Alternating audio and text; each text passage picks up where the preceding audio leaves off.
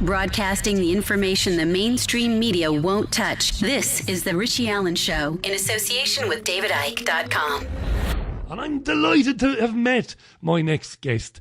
And the wonderful thing about this programme is listeners to the programme have acted as kind of de facto producers since the programme began a year and a half ago. Now, I've been blessed recently to have been joined by Claire Calvi, who's taken up the production baton with me for the programme, which is marvellous. Before that, though, I was dependent a lot on listeners recommending people to come on the programme. And that's the case with our next guest. He's an investment banker. He's traded derivatives and worked for some of Europe's most well-known financial institutions. And as I mentioned earlier on, he's rubbed shoulders with former chairman of the US Federal Reserve during his very successful career. Now, he's attending open mind conferences amongst other conferences, which is brilliant, to alert people to what finance really is about.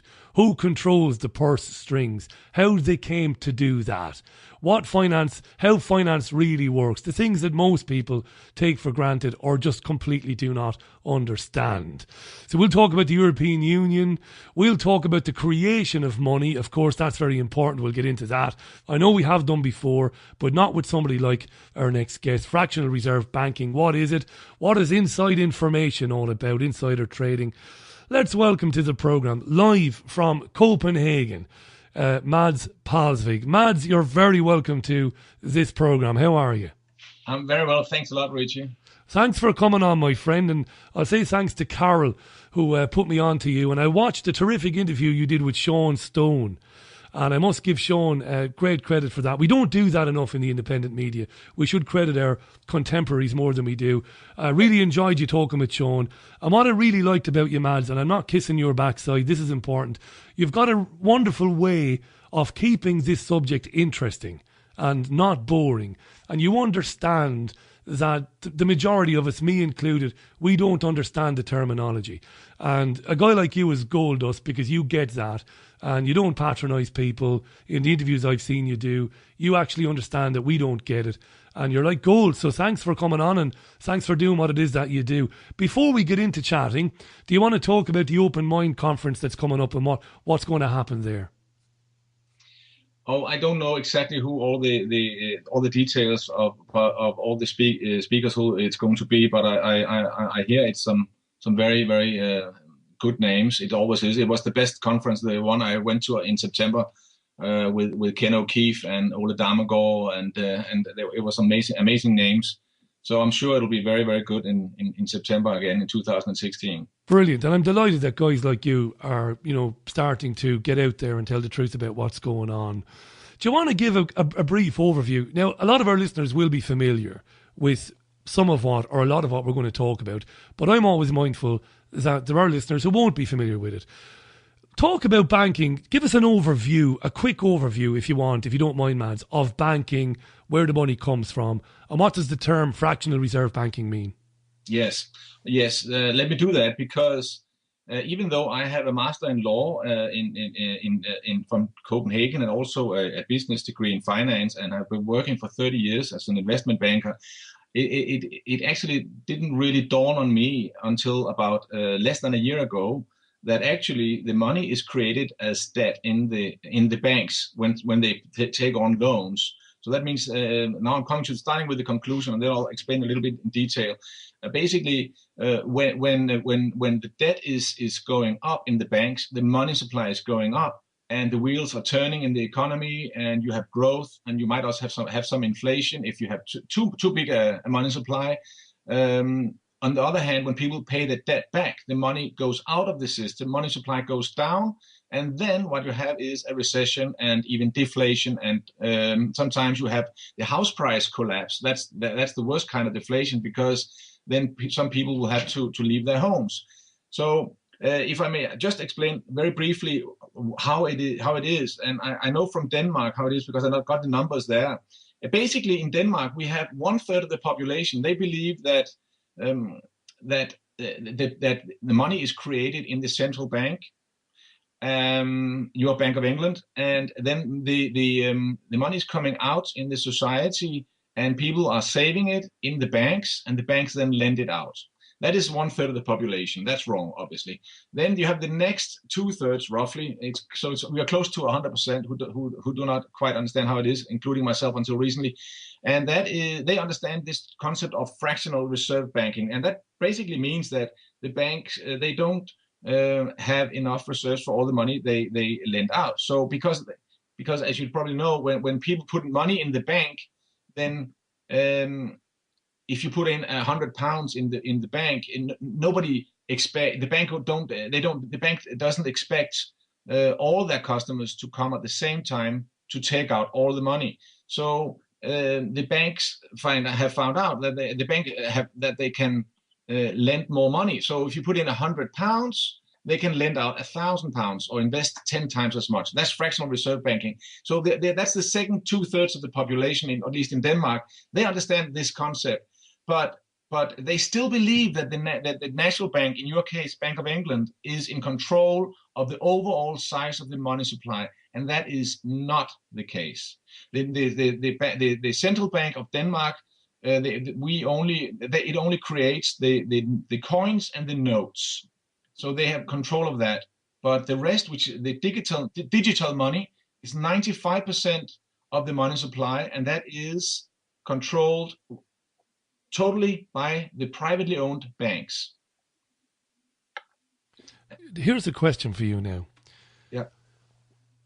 This must have, considering your investment banking history, this must have come as an absolute monumental shock to you to discover how deep this goes, and just how, because that when you learn that, and I learned it a few years ago through reading people like Jim Marrs and David Icke and others, you immediately understand that you are not living in a sovereign country where laws are made in that country by people of that country for the betterment of you and I. You immediately understand that the country is under the control of somebody else, namely the private banker.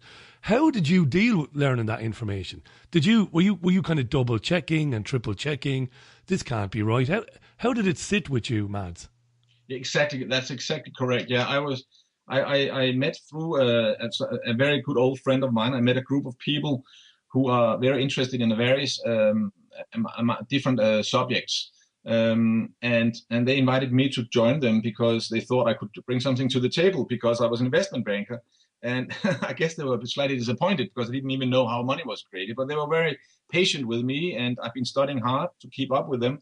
And it really came as a shock to me. I woke up, again and again, and I had to read it again. It can't be true, but it is true. The banks create the money out of thin air. When you, for example, or me or anybody, when we go down to the bank, let's say we want to have a loan of £10,000, the bank, if they consider us good credit, they will then take a piece of paper, and you then write down, I hereby owe whoever has this piece of paper £10,000, and then you sign it. The bank will then take it and put it on their asset side, and then on their liability side, to balance the book, they will type into your account 1 and 4 zeros, and voila, they have created £10,000.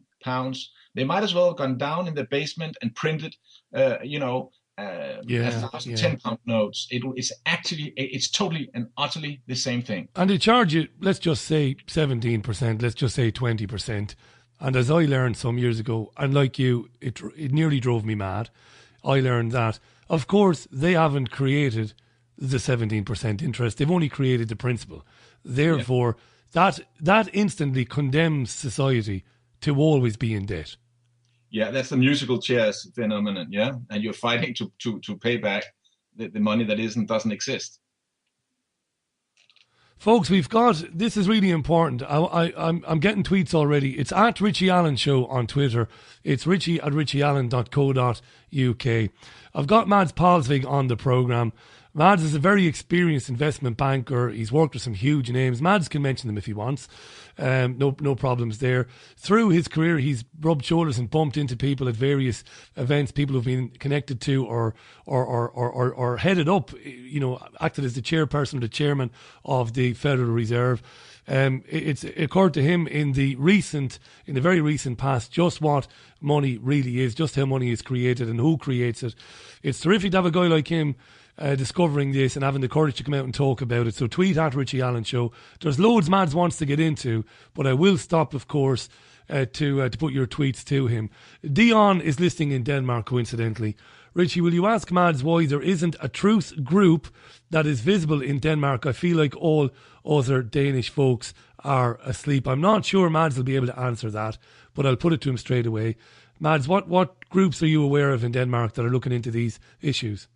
Well, there's a very good group with a good group of people called Gode Penge, GODEPENGE, and that's the Danish part of Positive Money. You have a very good one in the UK, which is called Positive Money, and they're doing a great job. So, I mean, they are very focused on on explaining this phenomenon. So I recommend their webpage to all Danish listeners very, very much. And now, where I try to position myself is not only talking about this scam of for example, the easiest way to explain it is Danmarks National Bank, Denmark's national bank. It's not Denmark's and it's not a national bank. It's a trust that owns our central bank. It's a privately owned trust with secret owners, and they might very well be foreigners who are owning our central bank, and it's not a national bank. A national bank means that it's owned by the nation and is independent from foreigners. So we do not have a national bank, and it's not Danish. And still they call it Denmark's National Bank. It's a scam. Just that should be enough to get people out in the street and say this is just wrong. Isn't it funny you saying that? Isn't it funny? Didn't Ford once say that if people understood how money was created, they would march in the streets? And there you are, you've paraphrased them. Yes. Let's talk about insider trading, using inside information. Now, this is something you've gotten me now, because I've not considered this before. How the owners of the central banks, let's be honest, the Rothschild family and others, how they, because they know what the monetary policies are going to be from country to country, how they can use that knowledge to commit great scams. Tell us about that, Mads. It doesn't get any more serious than this. We've got an investment banker here telling you this to your face. Mads, tell us, how do they commit insider trading crimes? Well, okay, I would like to first explain a word called seigniorage, which was new to me, and this should be a word that everybody should have in their vocabulary. This is a word that means the value of producing money. It's a very important word because in Denmark, for example, we increase the money supply with 60 billion a year. So we have the right-wing parties. They want to spend 2 billion more on tax cuts. We have the left-wing parties. They want to spend 2 billion more on welfare, while the banks are producing 60 to 80 billion. So we have a phony kind of parliament who's playing around with coins, while the central banks are producing notes, so to speak. Yeah. So seigniorage is the value of producing money. The best way to explain it is, if you have a silver dollar and you put in $1 of silver in the coin, then the seigniorage is zero, because the notional value of the coin is $1, and you put in $1 of silver. So 1 minus 1 is 0. On the other hand, if you produce a $100 note and it only costs a piece of paper, then seigniorage is pretty much $100. And if you go into in the previous example we had where you went into the bank and got a loan of £10,000, then the cost of producing £10,000 was basically whatever it cost to put your finger on the 1 and then 4 zeros, i.e. nothing. So seigniorage is the value of producing money, and it's huge. Now, then there is a guy called Martin Wolf. I'm sure you're familiar with him in England, a very famous economist. And he explains in one of his speeches where seigniorage goes. And seigniorage can either go to 3 places. So seigniorage can go to the bank employees in too high salaries, and you can argue that maybe in the city of London. But overall, if you have an ordinary banker and you take his experience into account, and you compare it with other industries, you can't really say that they are overpaid. Honestly, you really can't. With the exception, of course, of some investment bankers in London. But then you have, and then the second place that the seignories can go to would be the shareholders. And if you compare investing in banking shares and compare to other industries, you actually can't tell that the banks is a better investment over time than any other place. So that leaves only one place left for where this seigniorage goes, and that is to the customers. And as you just mentioned before, if you're paying 17% interest, then you are not benefiting. And then I started looking into what kind of customers is it that benefits. And I was so fortunate to meet a man in London once through some mutual acquaintances, and let's call him Victor. And he borrowed £100 million from Barclays Bank to buy an office building. And we know that this is a very volatile market. The real estate market in London, it can go up and down. So normally, if it was your bank and it was your money, you would probably want some security and some investment from Victor. Now, Victor, he only had to come with 1 million. So 1% of the capital he came with, and he did it in a company with limited liability, which means that if the real estate market doubles, and he bought an office building for £100 million, and the market doubles, he would gain 100 million. If on the other hand the market would go down 50%, then he would lose 1 million. So he had a pretty good risk reward. It's a good deal for Victor, right? And Barclays were on the other side. If in the best of cases, Barclays would make maybe 1% more than if they had bought government bonds. So they would make 1 million a year in extra interest, but they would stand to lose 50 million if the real estate market collapsed. And that is what I call a Victor trade, because this is how the banks are allowing some of their key clients, and I'm sure they're clever enough to not do it to their main shareholders. I'm sure they have put in trust and number accounts, what have you not, to put in some smoke screens and so on. But these type of trades, it must be illegal, because a normal business deal would not be done with those terms. Well, we wouldn't do a deal like that. You and I are private citizens, and if you were my neighbour, we wouldn't do a deal like that. You wouldn't take such a huge risk on me. So looking at that Victor trade then, Victor borrows 100 million and he needs only to put up 1 million.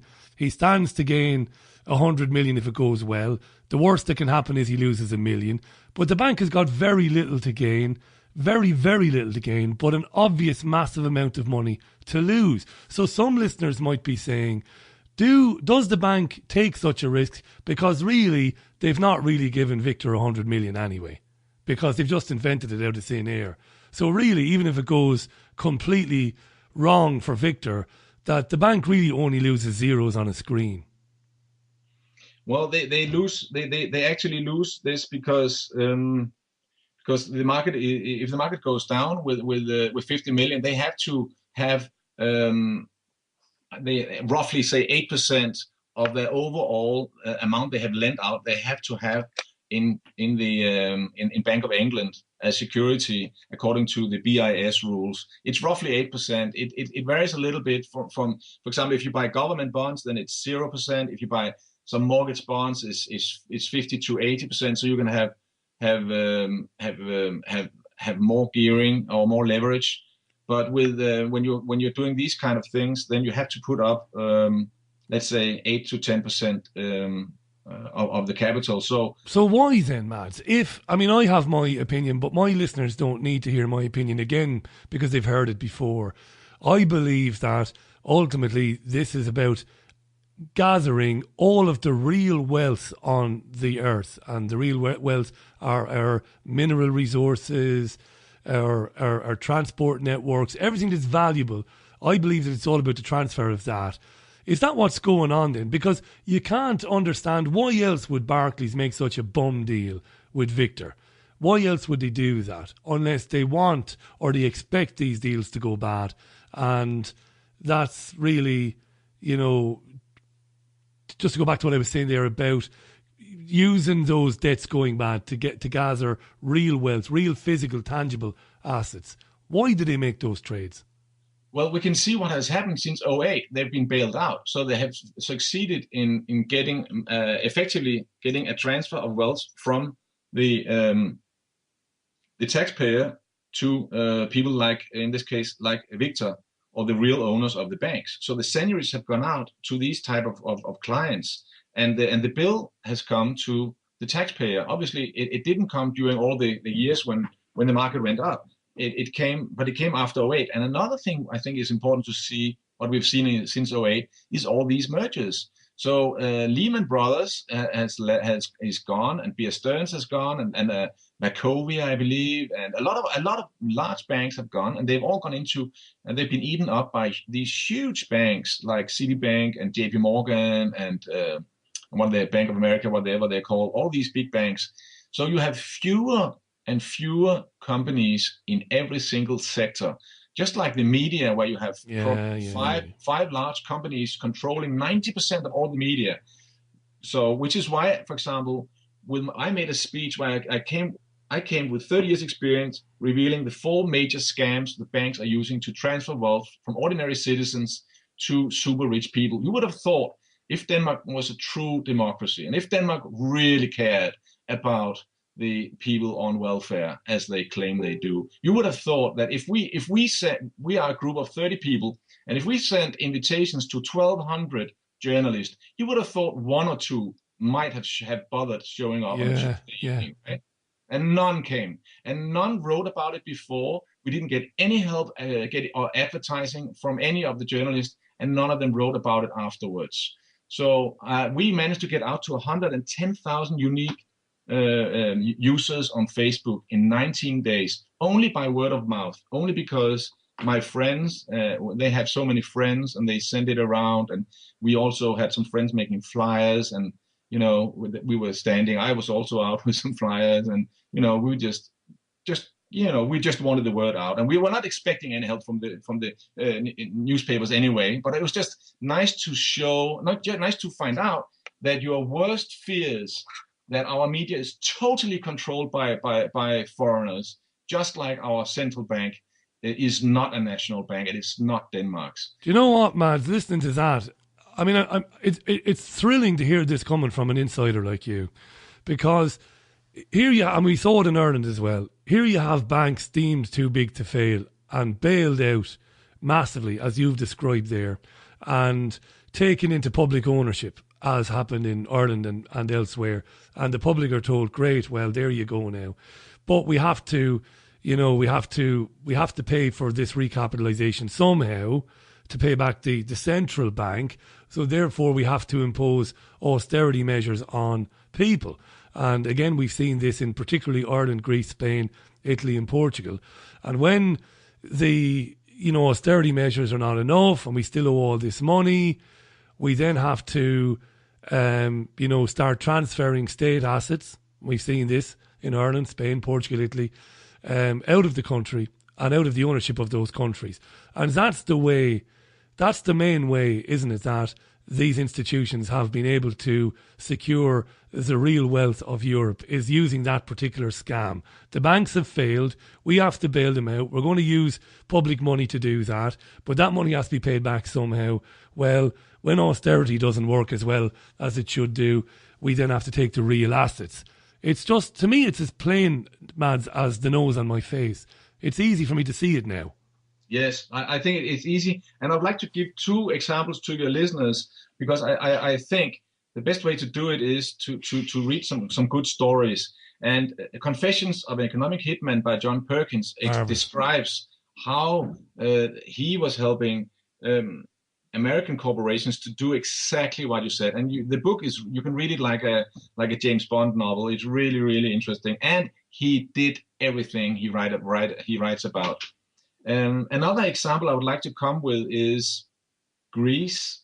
We all hear how they have been living with beyond their means and so on, how they're cheating in tax and all this crap, and then we hear about they have this massive debt, and then during the crisis, when Greece were in trouble and they needed a little bit of assistance from their European partners, then the president of the Greek parliament set down a group of independent experts to write about the Greek economy. And they wrote a 60 pages, crying out loud, it's only 60 pages.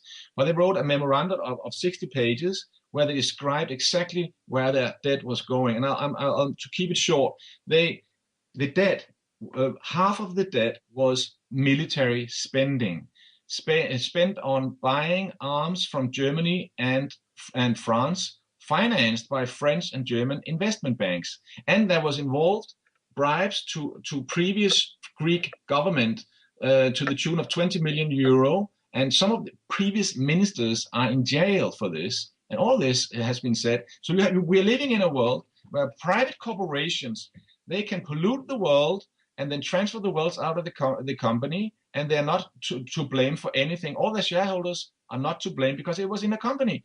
And then you have Greek citizens of human beings of blood and flesh, and they have to pay with everything they own, with their lives, man. Corrupt politicians. It's disgusting. It's disgusting. We have Mads Palsvig on the programme. It's 27 minutes to the top of the hour. Time is flying. And by the way, everything Mads said about Greece is right. Go and find interviews with Zoe Konstantopoulou on YouTube or anywhere else. She's the former Speaker of the Greek Parliament, left Syriza last year after she saw what Alexis Tsipras had done to the Greek people, one of the greatest Trojan horses ever in politics. I take no pleasure in saying that when Alexis Tsipras swept to power, well, he didn't sweep to power, he formed a coalition government, but he was seen as the saviour of the Greek people. Before he was sworn in, I predicted exactly what would happen there. I knew who this guy was.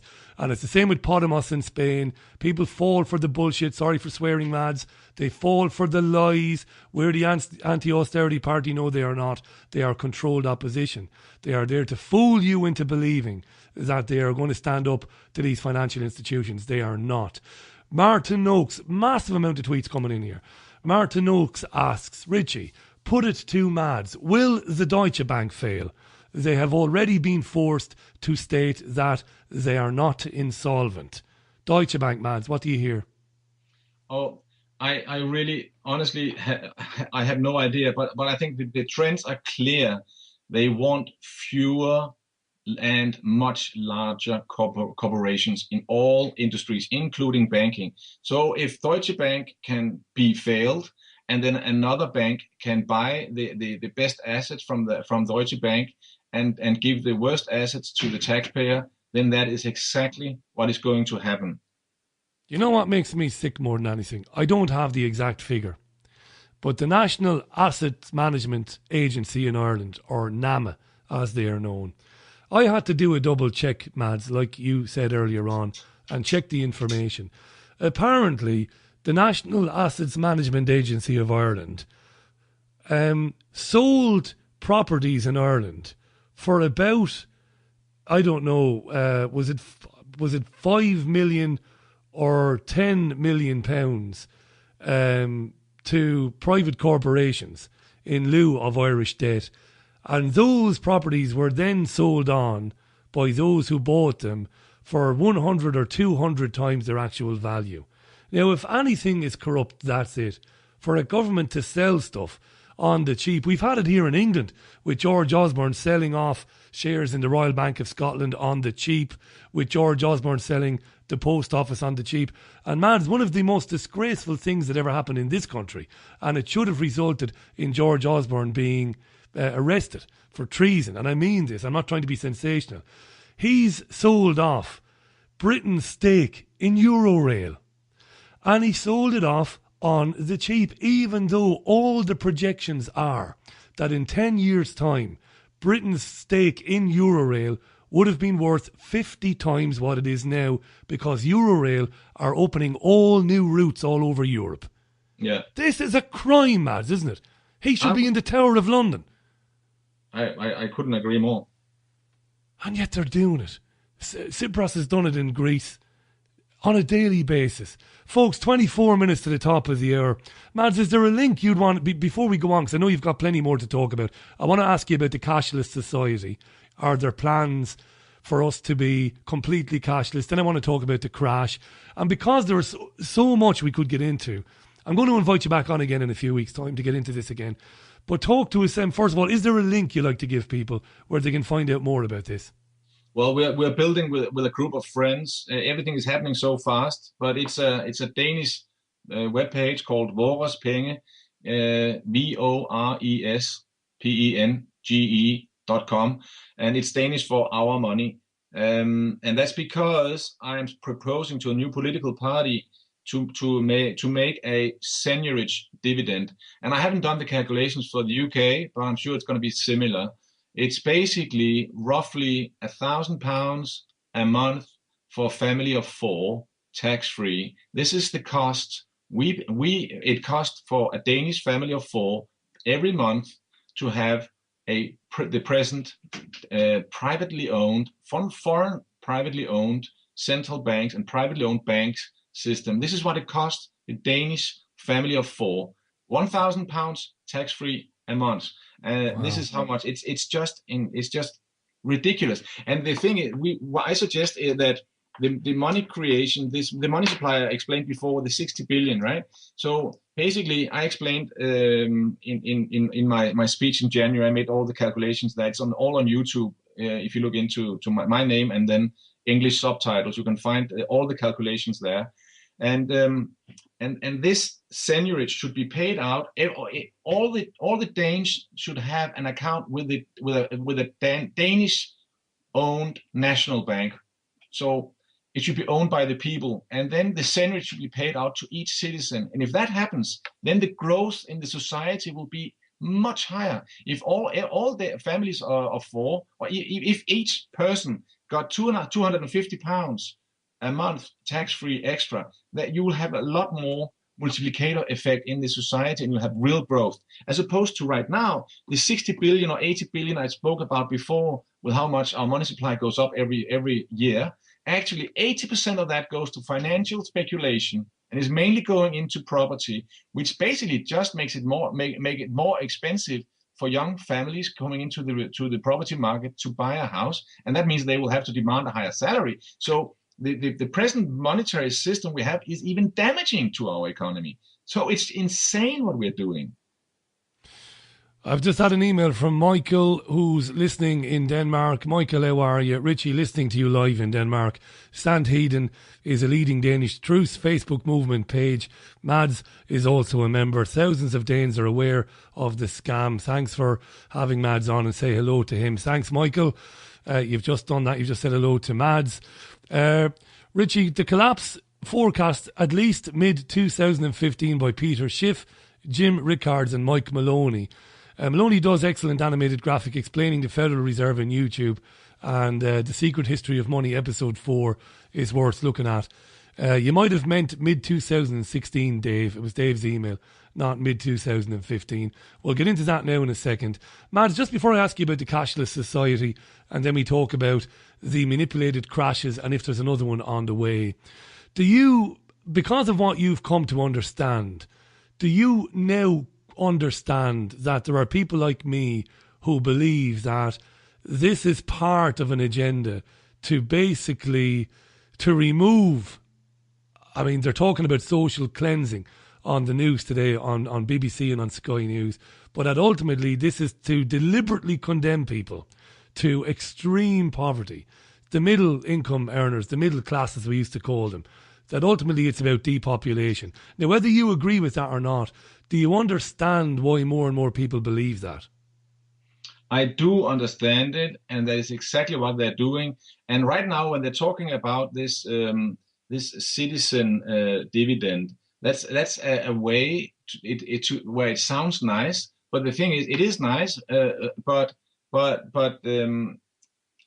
it's they plan to put that in instead of other welfare, and they are planning to make it at a very low level. So yes, I'm sure that's what they want to do, and I propose instead that we nationalize all the central banks and we issue debt-free money instead. And we should not do it as tax cuts, and we should not do it in form of increased public spending. We should simply do it by paying it out as seigniorage dividend to each citizen of each of our countries, because we all own this country. You are in England, and you are an English citizen, I presume, and that means that you own a part of the value of seigniorage, and it's huge. This value is just huge, and we should benefit from that, and that money will go into the society. It will create more democracy, and it will make it harder for the Bolshevist left-wing government we have, and then the neoconservative right-wing, which is supporting multinational corporations. So basically, the political system we have now, we can choose between a Bolshevik left-wing that wants total control of the citizen and hand out small welfare checks which you can't live on, and then we have on the right wing, we can choose to be neoconservative, where winner takes it all economy. And what is it when you combine a strong government and a strong private sector? What have you then? You have fascism. So these are the three choices we have right now when we are voting. So basically, it's the whole system that has to change, and you can see it's true when 1,200 journalists do not want to listen to a speech that I make, where 900 Danes think it's okay to come and spend a Tuesday evening listening to about something as boring as banking. I mean, come on. Yeah. Well, you know what endears me to you is your surprise at that. I mean, I've been through that. I've gone through that, period where I was just aghast or horrified at the behaviour of journalists. I mean, I come from the mainstream media myself. I'm Irish, by the way, Mads, but I do live in England. You're quite right. I'm an Irish citizen, and everything you described, of course, relates to Ireland anyway. Yes. I don't think we'll waste any time on the cashless society, because I think we all agree that this is one of the system's plans to make us easier to control, which is to take cash out of society. No point in going into that. We agree on that. May I come with a quick comment on cashless society? You can. Go ahead. I want to increase cash. I want to make it illegal for companies to use cash. I want only people to use cash. And then I want to introduce a digital turnover tax of 1%. So that means that whenever you spend money in a bank, that will incur a fee of 1%. And that should be paid out as dividend to all the citizens in equal size, to all the citizens of the country. That is the best way to get companies like Starbucks and McDonald's and all the other IKEA and all the other multinational corporations that are cheating in tax. That's the best way for the first time in history to make them pay tax. So we should not have a cashless society. We should have twice as much cash, but only human beings can use it. Brilliant, Mads.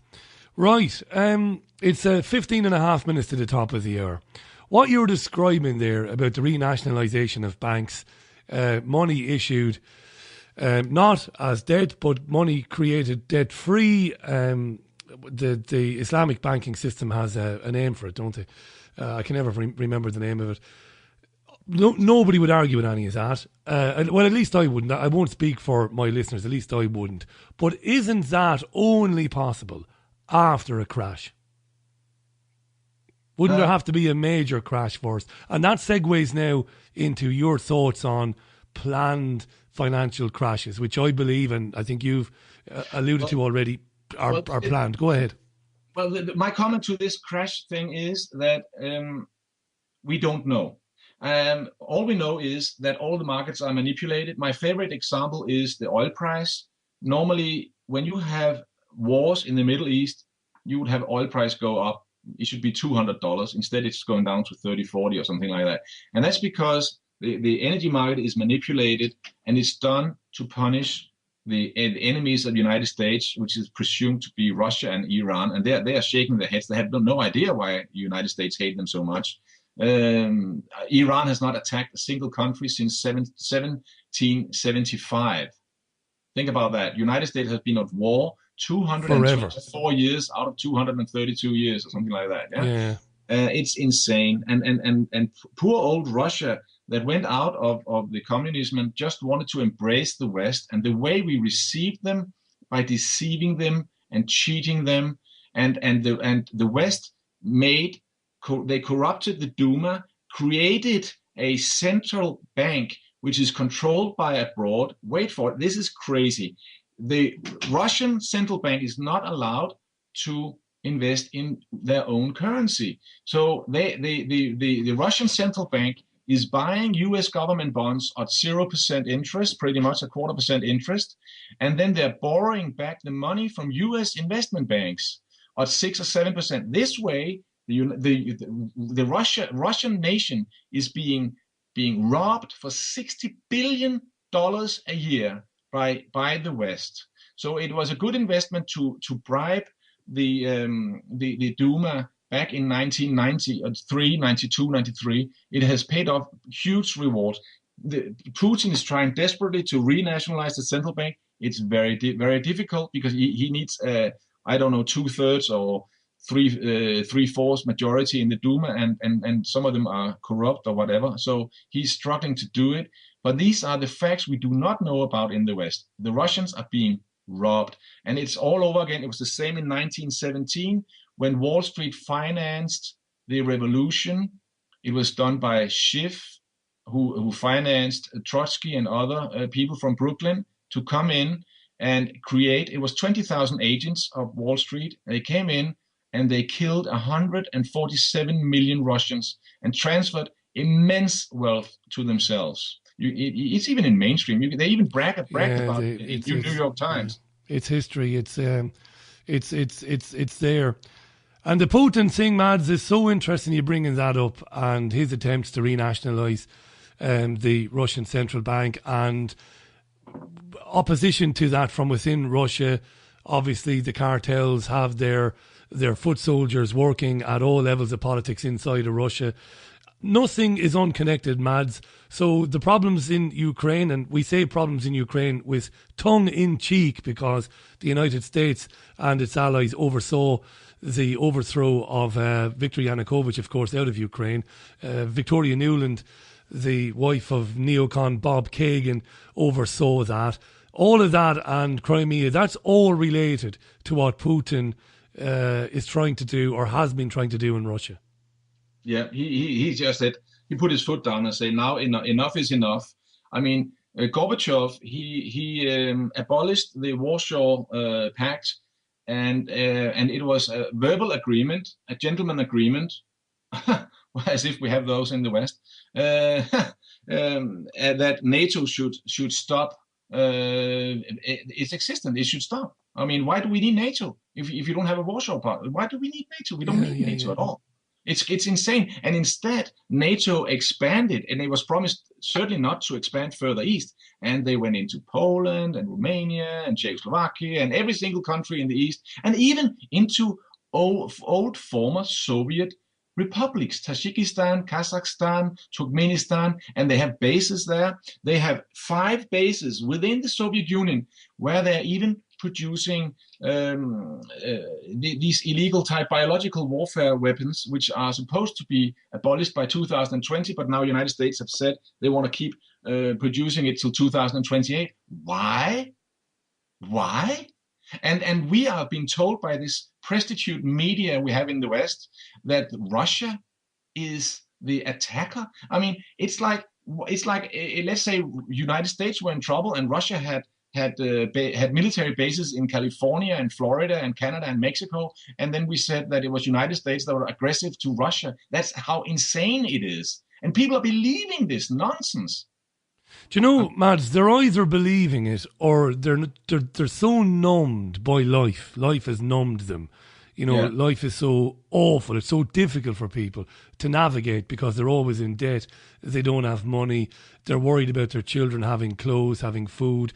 You know, Mads, that the Institute of Fiscal Studies in London has said that if this current Conservative Party pursues the policies that it plans to pursue, 1 in 4 children in this country will be living in extreme poverty by 2020.